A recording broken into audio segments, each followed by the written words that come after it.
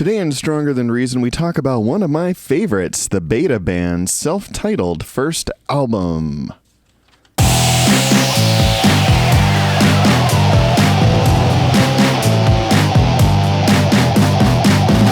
Welcome to Stronger Than Reason. So, I mentioned last episode that the Beta Band has unexpectedly reunited.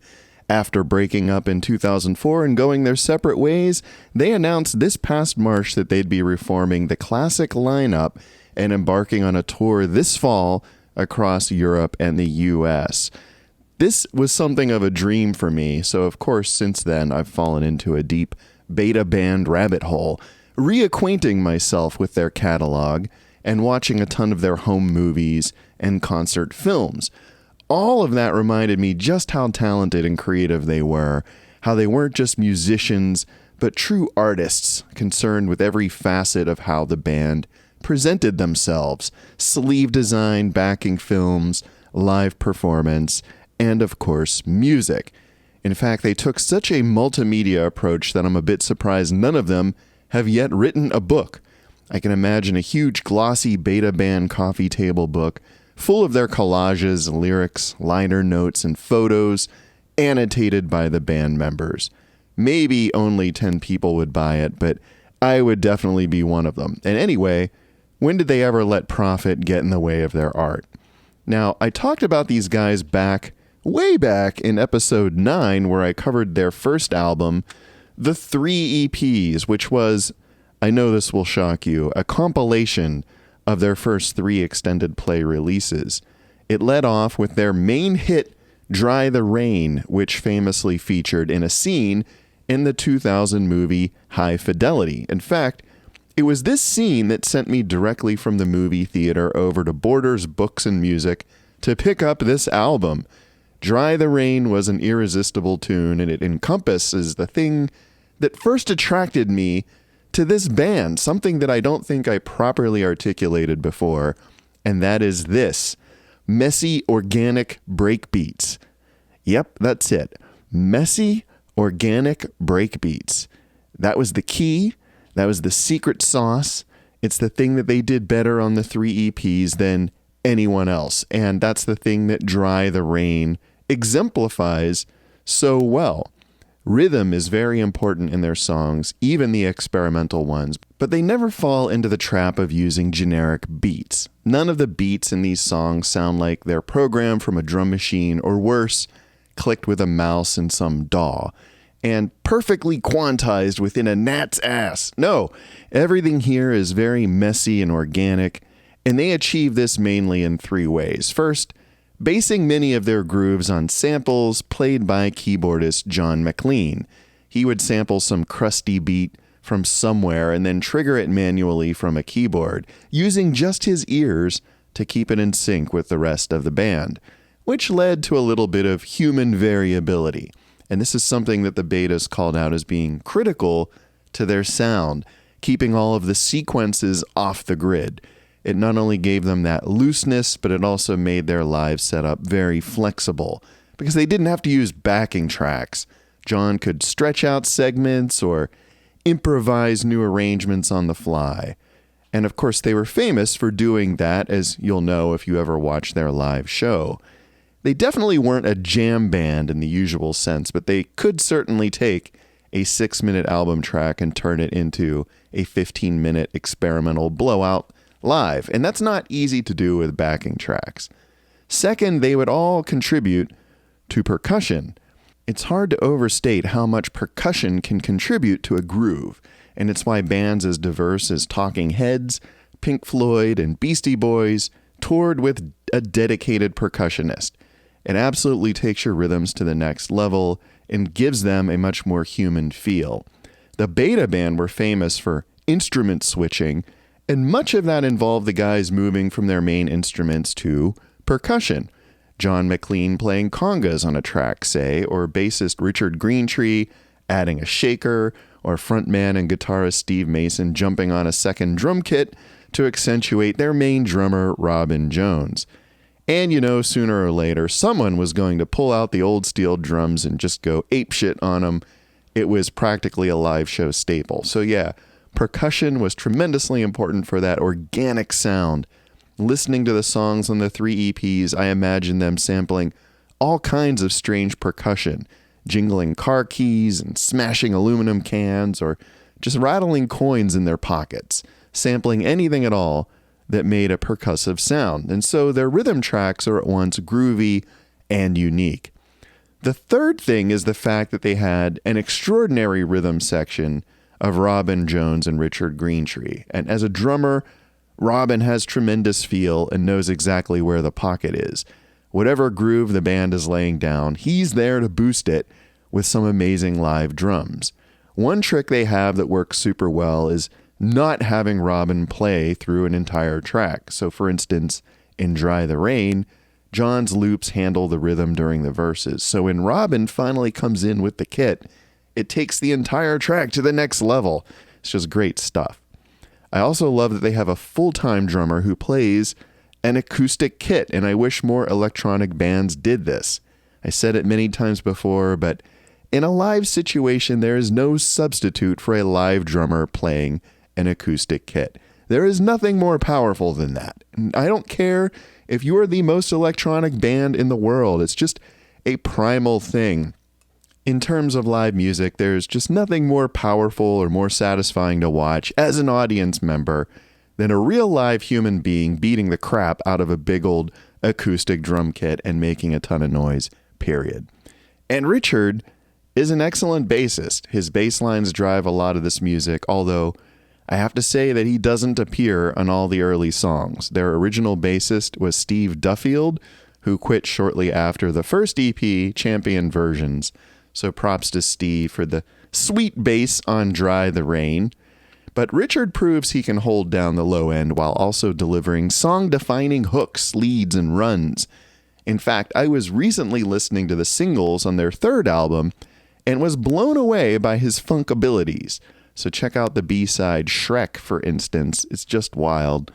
And I just want to point out that Richard plays fingerstyle without a pick, as I think all true bassists should, in my opinion. So there you go, a triple whammy of rhythm that give all of their songs such a unique feel.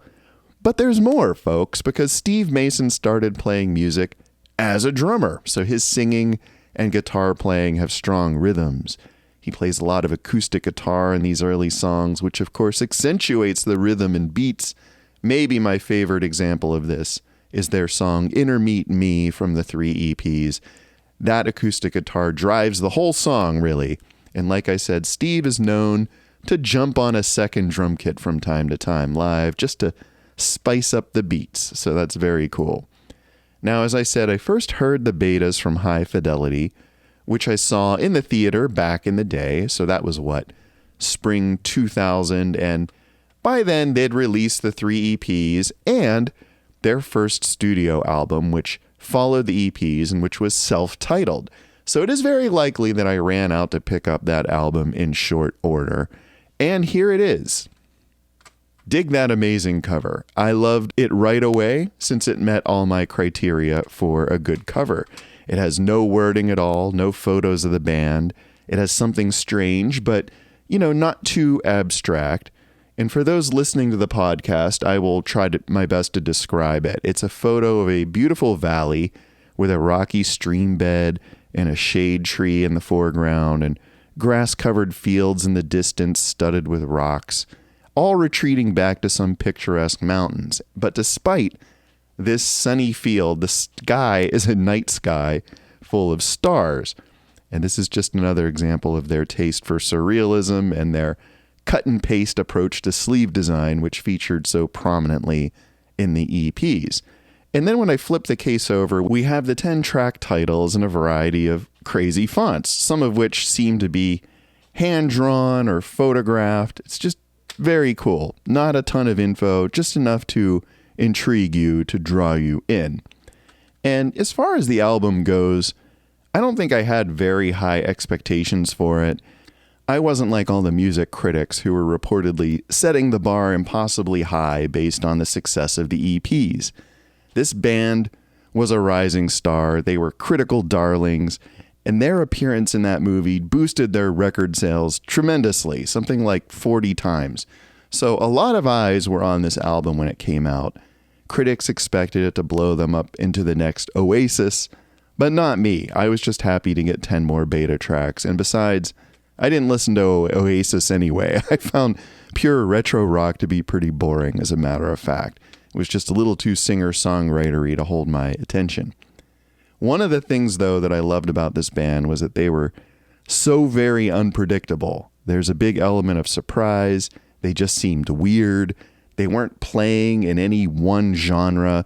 Their superpower was mixing everything up in a blender, which would become very evident on this album. But before we get to that, I want to continue talking about the packaging here, because they included a big old booklet of liner notes. As with the 3 EPs, it's full of candid photos and these handwritten notes, and it really seems like an extension of that release in a lot of ways, which just pleased me to no end. So there's a lot of random drawings and things in here, and stuff I'm sure that were inside jokes that appear to make zero sense to outsiders like me. But the sheer absurdity of them I find kind of funny. And, you know, scattered around in here are song credits and thanks and stuff. And, you know, of course, you have your multimedia collages. And, oh, yeah, I kept all of the box candy, too, like the Astral Works ads. And let's see here. More collages. And then some photos of the band here at the end. And this is great. This is them as a soccer team with Steve and John and Robin and Richard. And yeah, more just crazy collages, and even a thing that I could sign up for their mailing list. And strangely, I did not choose to sign up for their mailing list, which is a shame, because I'm sure they would have sent me something really fun and unexpected. I think they did have a zine of some kind going on, which makes sense since this booklet is pretty much a zine. But yeah, I really appreciated that they, again, took the time to make this into such a cool thing. Something that I could really sit and study while listening to the music. It's clear that a lot of thought and effort went into it. So yeah, very neat. Another thing I want to point out is that I didn't know anyone else who listened to this band. None of my friends were into them at all, or ever really even heard of the Beta Band. My wife tolerated them for my sake, but didn't and still doesn't really share all of my musical tastes. So I really had very few people to geek out with about this band. And in a way, that's still true. I don't know that there's much of a big Beta Band community out there, from what I can tell. Maybe I'm just not aware of it. Maybe there is. Maybe there's a Discord or something. They do have a subreddit, but there isn't a ton of activity, and I'm sure that's because they've been, dormant for 2 decades. I do hope that changes here in the near future as they ramp back into things. I do know that there are a lot of fans out there based on the, criticism that's out there, their YouTube comments and stuff. Maybe it'd be cool to get us all just a bit more connected. And of course, that's what I'm trying to do here on this show. The whole point of this show, after all, is me trying to convince you to check this stuff out and talk about it. So let's get to it. When I first popped this disc in, what did I hear? The short answer is that the first song just blew me away. I expected what you all expect when you drop a needle on an album. Either an atmospheric opener that acts as a prelude, or a song that could be the first single, a strong track that's representative of the rest of the album, one that can draw you in deeper. And this one certainly drew me in deeper, but it clearly wasn't going to be a single, and it wasn't really representative of anything other than the Beta Band's musical ADHD. It's a song called The Beta Band Rap, and it's really a series of 3 pastiches all mashed up into one. It starts off as pure bubblegum pop, heavily sampling or interpolating the 1954 radio hit Mr. Sandman, and after a few minutes it slides into old school hip hop, and finally, of course, it rounds out as early Elvis rockabilly. And trust me, it's a pretty confusing listen. I didn't know what the heck I was listening to. The only thing that really holds it all together are the words, which describe the Beta Band's entire literal backstory in detail. So like they're getting signed to a label, first meeting their manager, and then making their first studio recordings. And I can safely say, if you can listen to the Beta Band rap all the way through, and if you're impressed with it at all, or find it amusing, then congratulations, the Beta Band is for you.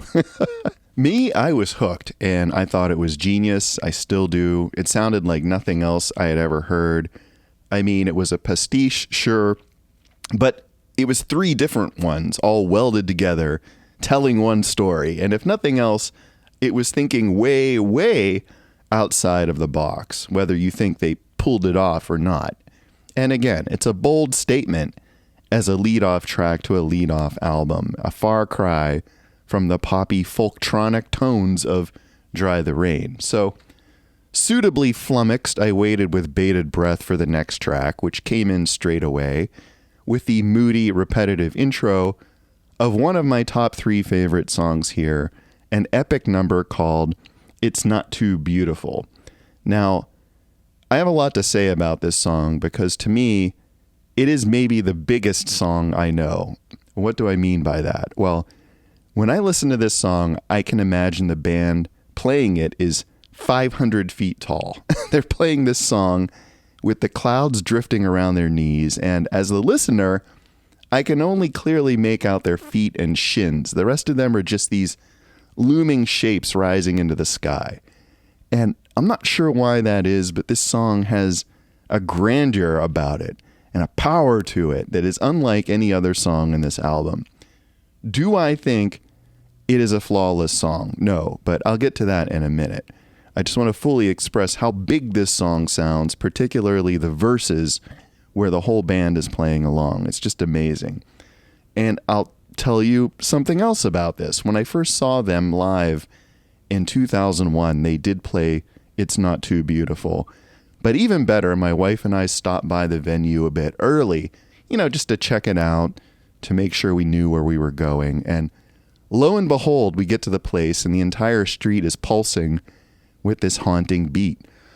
As I approach the closed front doors, I realize I'm hearing the Beta Band sound checking inside with It's Not Too Beautiful. So I stood there for 5 minutes or so on this busy city street, completely entranced, listening to this song and realizing the band were playing it live in that moment, just a few dozen feet from where I was standing. I tell you, I was almost happier in that moment than I was watching them play it in the room a few hours later, because it was such a surprise, such an Easter egg to have stumbled upon it and to catch them playing it as I did just a few feet away. It's just an amazing memory. Anyway, this album is often criticized, even by the band, for not having real songs, but It's Not Too Beautiful is a real, if unusual, song. It's got amazing vocal melodies. They're real hooky. They stick in your ears. There's great harmonies on them. Years later, I would go through a period of extreme Beatles fandom, as, we all do from time to time. And I would be strongly reminded of It's Not Too Beautiful when I heard Paul McCartney sing Fixing a Hole on Sgt. Pepper's. I can only imagine a creative band like the Betas were attentive students of everything the Beatles ever did. But I can't say for sure that Steve Mason was directly influenced here by Fixing a Hole or by Paul McCartney specifically. But there was a similarity in my mind between those two songs. Also, as ever, I love Steve's multi-tracked harmonies. Again, there is one factoid about this song, though, that everyone learns soon enough, and it's that John McLean plays the soundtrack to Walt Disney's The Black Hole over the chorus.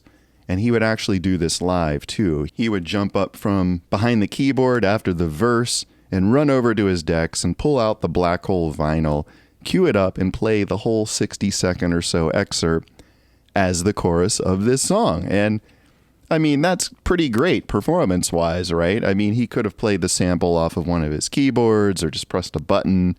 He did that kind of thing a lot. If you watch the videos carefully as I do, he'll often trigger a sample by just pressing a key. But it is that much cooler if he can make it happen in real time with the actual vinyl. And as far as The Black Hole goes, I do remember seeing that movie as a little kid in the theater. It was Disney's somewhat crappy response to Star Wars, though not without its charms. There are some decent special effects, but the story and the acting are straight from the Disney assembly line that, pretended that the 50s and 60s never ended. And it banked heavily on the supposedly endless charm of mid-century everymen like Fred McMurray and Roddy McDowall. So Roddy shows up here in The Black Hole as voice talent for the robot Vincent, providing a bit of comic relief. But the male protagonist is played by Anthony Perkins of Psycho fame, of all people. Anyway, my slight beef with It's Not Too Beautiful is that I've never been fully on board with that Black Hole chorus. The reason is I just don't like that super intense groove stops and it just becomes this movie soundtrack. And I get that it's original and experimental. I get all that. But the id part of my brain doesn't like mistreating the beat. You don't mistreat the beat like that. I can just feel the power of the track just draining away as the band lays off that groove. And I gotta admit, I don't love it. Although, I do have to admit that the live versions are pretty amazing to watch. It's really something to watch them figure out how to recreate this song live, especially when they're switching up instruments. Robin at one point moves out from the drums to a marimba, and John is just playing the vocal melody on a keyboard. It's just like haunting and great. But yeah, overall, It's Not Too Beautiful is a very powerful piece of music. And the memory I have of them playing it at that sound check is just a great one. I just love it. So next up is Simple Boy, which has all the earmarks of a demo. It might be the song that the critics were thinking of when they said this album wasn't fully baked. It's mostly Steve freestyling lyrics over this minimalist loop. It's only 2 minutes long, hardly worth us spending a lot of time on here. I would argue maybe it's the most throwaway track of all of these. It doesn't sound like Robin and Richard even played on it seriously. So let's move on to Round the Bend, a track that is certainly fully realized, no demo here. It is a crazy, folky, psychedelic romp, driven primarily by Steve's voice and acoustic guitar, but peppered with a melange of strange sounds and percussion in a way that is also very Sgt. Pepper-esque, because I can imagine them going bananas in the studio with this song, just trying a lot of unusual instruments and techniques, endlessly layering and overdubbing. But at its heart, Round the Bend is a pop song. It's got an up-tempo rhythm, it's got an actual chord progression, and great and memorable vocals that are all about Steve's awkwardness, about being around other people, his social anxiety, and his generally not ever wanting to leave the house, which I think, pandemic or not, is something that all of us these days can kind of relate to. And the lyrics are really genuinely clever in a somewhat humorous, dry way, and this is one of my favorites on this record. It's one I come back to again and again. This song, on one hand, is very loose in its performance and instrumentation, like, they threw the kitchen sink in there, but at the same time, it is so immaculately arranged with excellent dynamics. It gets quieter and louder and faster and slower, and the instruments drop out and they come back. Never gets boring. It's quite a work of art, very enjoyable, and probably the poppiest song on this album. Everything else is more experimental in some way. So don't get me wrong, it doesn't have radio hit stamped all over it, but it would have fit nicely into the same sort of art rock stations that spun XTC and REM and Robin Hitchcock. So it's got some of that off-kilter kind of vibe, but it's still friendly to the ear. So maybe now is the time to make it clear that this album isn't rock and roll at all, except for the rockabilly bit of the Beta Band rap. There's just no rock here. This album was firmly opposed to the burgeoning Britpop movement by the likes of their contemporaries like Oasis, Suede, and Pulp. None of these songs feature power trio minimalism, the Beta Band were all about maximalism, at least in this phase of their career. As it turns out, they would explore alt-rock and pop rock later on, to great effect in my opinion. But I suspect that's what most folks who object to this debut album are really objecting to, the fact that it doesn't rock. It's all something else that's harder to categorize. It's harder to pigeonhole.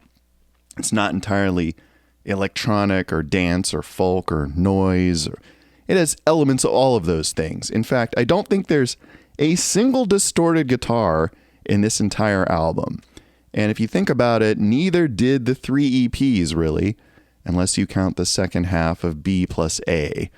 So the Betas were just operating with a different sonic palette entirely. They weren't working from a template. For me, that helped make them unique and compelling. So yeah, Around the Bend, check it out, cool song. It's this album, the Beta Band, at its most accessible. So we're going to go onward to Dance O'er the Border, which is really a hip-hop song of sorts with improvised lyrics. It has this prominent sampled beat, which made it popular live, rivaled maybe only by the house song, which they'd typically use as a throwdown encore. So there is a live version of Dance O'er the Border that they released on a later single, which they recorded from a performance at Glastonbury. And it really illustrates how they'd groove this one out live. Song-wise, though, it is barely a song. It's a beat and some sound effects and some vocals. The lyrics, if you bother listening, are pretty silly. I'm sure Steve just rattled them off the top of his head. So this one doesn't really do a ton for me. It seems like more of a sketch, just like Simple Boy. So let's move on. We're more than halfway through now to track 6, Broken Up a Ding Dong. I just like saying that. Broken Up a Ding Dong. This is another up-tempo jam, but in a minor key this time, and driven by Steve's guitar and vocals. This song is really all about keeping the groove going. There is no verse, no chorus per se. It just ebbs and flows, and naturally it devolves into chaos at the end with the signature steel drums. When they drag out that steel drum, you know they're really going for it. But I always like this song, though. It has a lot of energy and is really listenable while not being poppy at all. It's just a great example of being original without being boring. But, you know, it does kind of beg the question, is this jam music? Is this a jam band? And I can safely say no in both cases, because jam bands are all about showing off their musical virtuosity. And the Beta Band are competent musicians, but they are not virtuosos. They're not playing anything that's technically complicated beyond keeping a very tight rhythm and the endless layering of unusual sounds. Steve is not Eddie Van Halen, Richard is not Les Claypool, Robin is not Buddy Rich, and John is not Rick Wakeman. So yeah, you can safely listen to a song like Broken Up a Ding Dong without worrying you'll suddenly take your shoes off and cover yourself in patchouli oil. These guys aren't trying to wow you with their chops. They probably made this song out of frustration as much as anything else, because all their songs pretty much started as formless jams, and this one just happened to stay pretty embryonic. But nonetheless, it's very listenable. It's even surprising at the end as they throw in some unexpected stuff. Definitely one of my favorites on this disc. So let's go into the next track, number 15, which they underpin with one of their trademark staggery trip-hop beats. But here, the hooks are the thing that's really unusual. You know, sure, Richard has a bomb-ass bass line that jumps the border into Funky Town, but the real hook is this melody played simultaneously on steel drums and what sounds like bells, or possibly an Indonesian gamelan. And, you know, some deadpan call and response vocals. There's John accentuating the beat on piano and throwing in some dog barks and other random sounds and samples. And, you know, this is a pretty catchy number with all of that. It just goes on for a good bit too, nearly 7 minutes, so you definitely get your money's worth. As a bonus, it segues nicely into the next song, Smiling, which keeps the bell and gamelan hook, just modifies it a little bit, speeds up the tempo, and gives it a solid backbeat. So this is another fast major key tune. It actually reuses a lyrical chant that first showed up on the song Monolith on the Patty Patty Sound EP. The guys just chanted a bunch of crazy phrases and then pitch shifted them up, and that became the main vocal on Smiling. There's also this super funky electric piano jam in the middle of this song that I just love, followed by Name Calling John to keep the beat going. So yeah, not a lot of vocal ideas here, but there's enough going on, and the arrangement is so well thought out that it just never gets boring. And this is another long song, 8.5 minutes, but I'm sure your head will be nodding all the way through it. It's just really cool. And that goes into a song that is much harder to characterize, the aptly named The Hard One, which is the longest song on the album at over 10 minutes. So its calling card is the very obvious piano riff lifted from Total Eclipse of the Heart. Steve even cops some vocals from that song and twists them around a little bit to Once Upon a Time I Was Falling Apart, Now I'm Always Falling in Love. But in general, The Hard One has these drastic changes every minute or so. Not quite a bunch of separate songs jammed together, but certainly a bunch of very different parts, glued together with strange backward interludes and sound effects. And honestly, it plays more like a film score than anything. And, there's a thought. Maybe the Betas could find some work scoring film. Not too much of a stretch, considering their own John McLean happens to be a filmmaker of note. After the Beta band broke up in 2004, he joined a new band called the Aliens with Robin Jones and another Beta founding member, Gordon Anderson. But really, John found his true calling making movies. And in 2015, he wrote, directed, and released an acclaimed Western called Slow West, starring Michael Fassbender, which premiered at Sundance and has a 92% rating on Rotten Tomatoes. So, in my mind, scoring films is just a no-brainer. If Trenton Atticus can do it, so can the Beta band. And The Hard One proves that they can command a wide variety of moods and textures. So there you go, guys. Your next career, you're welcome. And finally, we round things off with The Cow's Wrong, a song only in the loosest sense. It's largely an exercise in Steve multi-tracking his vocals and the band applying a ton of effects. And to me, this is just another crazy demo they tacked on the end here. A bit of a dramatic flourish to round out the album. And there you have it, 10 tracks, just over an hour.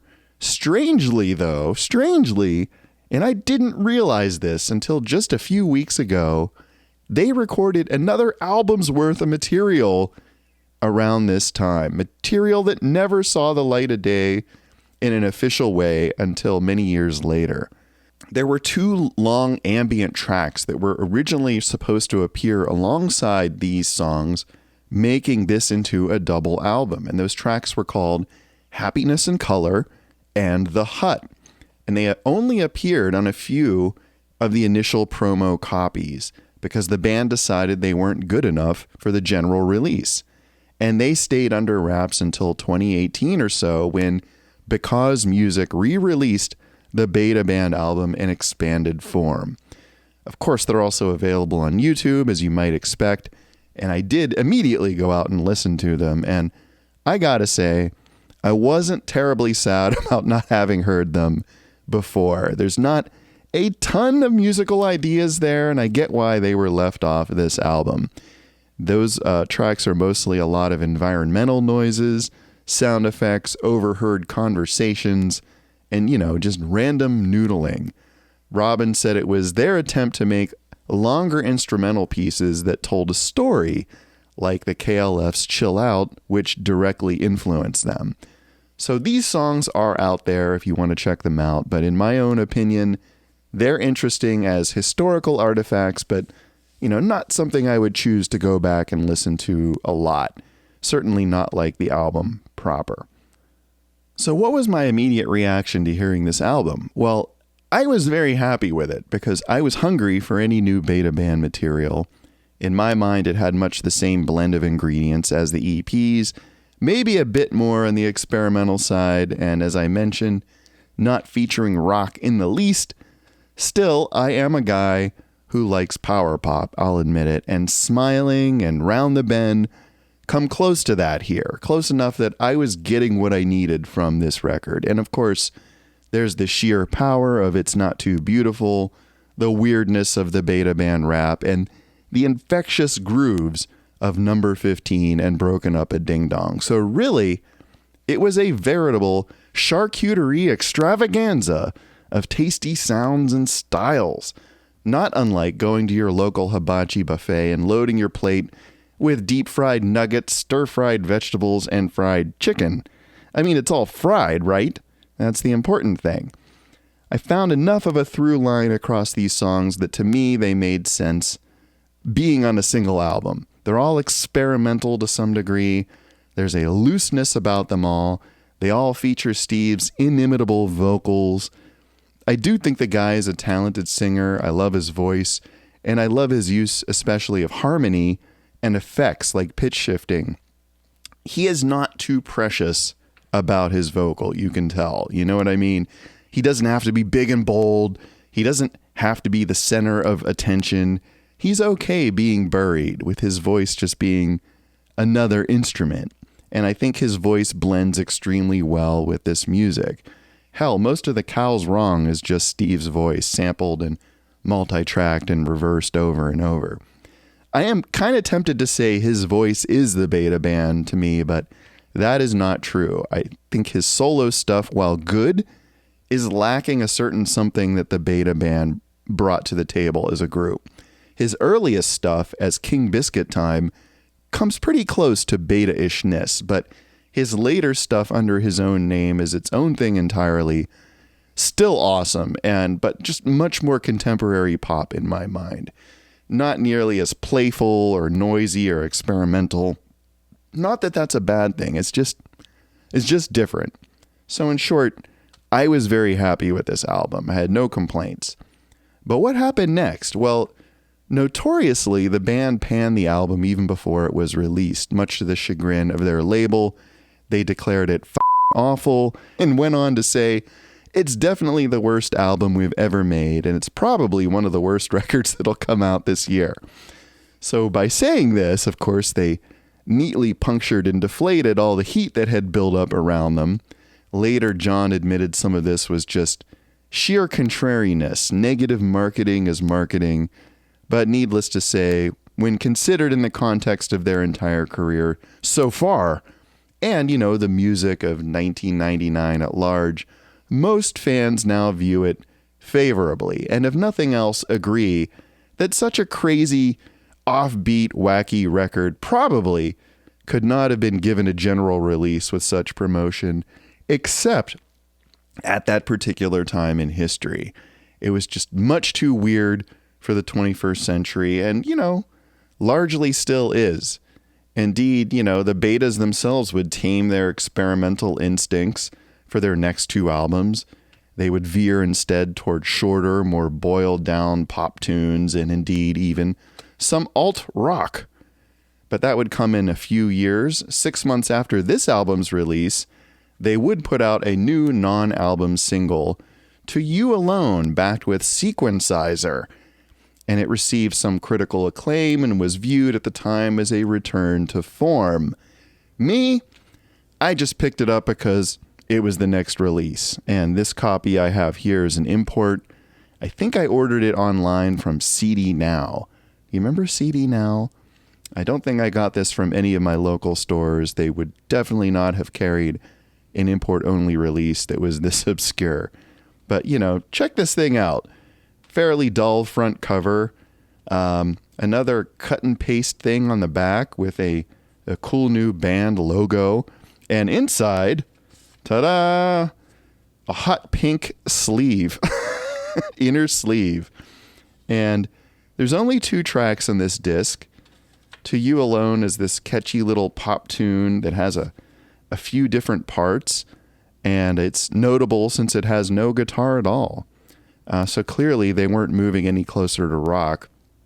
Sequinsizer is this beat-driven thing with Magnus Campbell on sax and clarinet.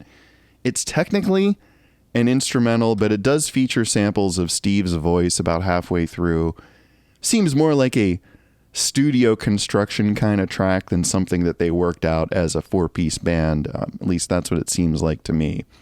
But I dug this little release. It was kind of a taster, or maybe a palate cleanser between the courses that were this self-titled album and its 2001 follow-up, Hot Shots 2, which I have yet to discuss. And they made some videos for these songs too, believe it or not, but they really weren't the kind of videos that were getting any kind of play on MTV. What they really were home camcorder movies that wouldn't see the proper light of day until their best of video retrospective DVD in 2005. So John directed a video to Dance O'er the Border, which is an extremely low rent but somewhat funny thing that shows Robin stealing Steve's car and Steve chasing him on a Vespa. There's also a video for Smiling that was directed by Mark Sazzi and Corinne Day that just are clips of the band fooling around out in the Scottish countryside. And finally, there's one for Broken Up a Ding Dong directed by Josh Eve that shows the band running and biking down some streets as filmed by 4 cameras with overlapping fields of view, which is quite strange. And all of these videos are online naturally, so you can check them out. Why do I love this album? Well, I would say that it sounds unique, and it does sound pretty unique, except that it also sounds like the 3 EPs, which is to say that, it sounds like the original incarnation of the Beta Band. And to me, all of this music is of a piece. It's the first stuff of theirs I ever heard. Means a lot to me. It really inspired me to look out for other music that went against the grain, that dared to do its own thing, that didn't try to fit in with some genre. This album demonstrates an unwillingness to use someone else's idea of a song as a starting point. And yet, here's the key. It is good. It is listenable. It is fun. And it's exciting.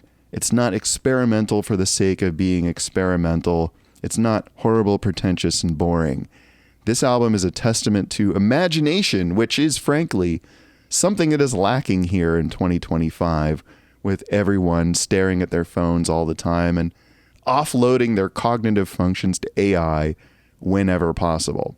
Hell, today, a lot of people consider the AI schlock churned out by Suno to be actual music that's worthy of their time and attention. I'm sure that if the Beta Band had formed today, they wouldn't even be a blip on anyone's radar. They would never get a second look. They'd be hopelessly buried under an ocean of mass-produced content, and about 3 people in the world would have the attention span to even make it to part 2 of the first track on this album. Today, an album like this is a complete non-starter. Of course, that's one reason I love it, that it harkens back to a time when we had a bit more sophistication, a bit more of an appetite for the unusual. But really, these songs are a part of me. I've been listening to them for over a quarter century. They haven't lost their charm, and that is really why I love it. So there you have it, folks, the debut self-titled album by Scotland's own Beta Band, who of course have recently reformed. They'll be going on tour later this year to perform the 3 EPs in their entirety. And who knows, maybe they'll record some new music. What on earth would a new Beta Band song sound like in 2025? The mind boggles. I, for one, though, am excited. I'm going to do everything in my power to be in the audience when they come out on stage in my town. I hope to see you all there, too. You're listening to Stronger Than Reason, either on YouTube or on the podcast platform of your choice. The show that's looking forward to picking up the new series of the comic book Hate by Peter Bagg. It's called Hate Revisited, and it will be collected in trade paperbacks available next week. Check it out in your local friendly comic shop. Hate is one of those great stories I find myself rereading every few years. I feel like I can relate to its main character, Buddy Bradley, somehow, and not just because he's a disaffected, slacking, cynical Gen Xer. Maybe I'll have to cover Hate on this show someday, give it its own episode. Stay tuned and see. Also, I want to give props to my friend EF1J for the super cool Snoopy ASCII art I showed in the intro. These are actually calendars featuring AI-generated versions of Snoopy as Joe Cool printed on a vintage teleprinter that he lovingly restored by hand. For more of his work, please visit him at whereelsef1j.org. As always, I thank you for listening, and until next time, folks, stay strong.